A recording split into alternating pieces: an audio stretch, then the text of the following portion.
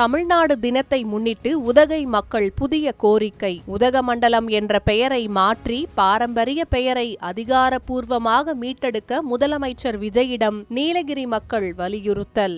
இந்த கோரிக்கையின் பின்னணி என்ன பார்ப்போம்.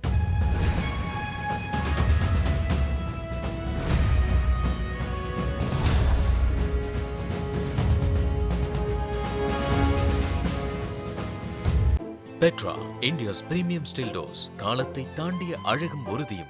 தமிழ்நாடு தினம் கொண்டாடப்படும் நிலையில் நீலகிரி மாவட்ட மக்களும் வரலாற்று ஆய்வாளர்களும் உலக புகழ்பெற்ற மலை வாசஸ்தலமான உதகமண்டலத்தின் பெயரை மீண்டும் அதன் பாரம்பரிய பெயருக்கு மாற்ற வேண்டும் என முதலமைச்சர் விஜயிடம் கோரிக்கை விடுத்துள்ளனர். தற்போது ஊட்டி என பரவலாக அழைக்கப்படும் இந்த நகரம் 1972ஆம் ஆண்டு அதிகாரப்பூர்வமாக உதகமண்டலம் என பெயர் மாற்றம் செய்யப்பட்டது.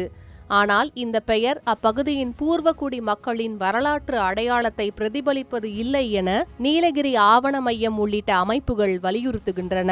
ஒட்டகமண்ட் என்பது ஊட்டி மலை வாசஸ்தலத்தின் அதிகாரப்பூர்வ ஆங்கில பெயர் என சொல்லப்படுகிறது. அப்பகுதியில் வாழ்ந்த தோடர் பழங்குடியினரின் ஒத்தக்கல் மந்து, அதாவது ஒற்றைக்கல் கிராமம் என்ற சொல் ஆங்கிலேயர்களால் உச்சரிக்கப்பட்டு ஒட்டகமண்ட் என்று மருவியது.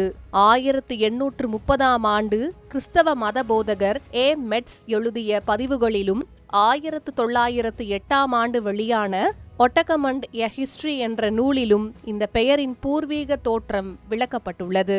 மேலும் 1992ஆம் ஆண்டு வெளியான படுகர் ஆங்கில அகராதியிலும் ஒட்டகே என்பதே ஊட்டியின் பாரம்பரிய படுகர் பெயர் என்று குறிப்பிடப்பட்டுள்ளது. 1962ஆம் ஆண்டு மதராஸ் மாநிலம் என்ற பெயரை தமிழ்நாடு என மாற்றிய போது அந்த பெயர் மாற்றம் மக்களின் உணர்வுகளுக்கும் வரலாற்றுக்கும் மரியாதை செலுத்துவதாக அண்ணா விளக்கியிருந்தார். அதேபோல உதகமண்டலத்தின் பெயரையும் அதன் வரலாற்று அடையாளத்திற்கு ஏற்ப மீட்டெடுக்க வேண்டும் என்பதே நீலகிரி மக்களின் கோரிக்கையாக உள்ளது. இந்த கோரிக்கையை தமிழக அரசு ஏற்குமா என்பது தற்போது எதிர்பார்ப்பை ஏற்படுத்தியுள்ளது.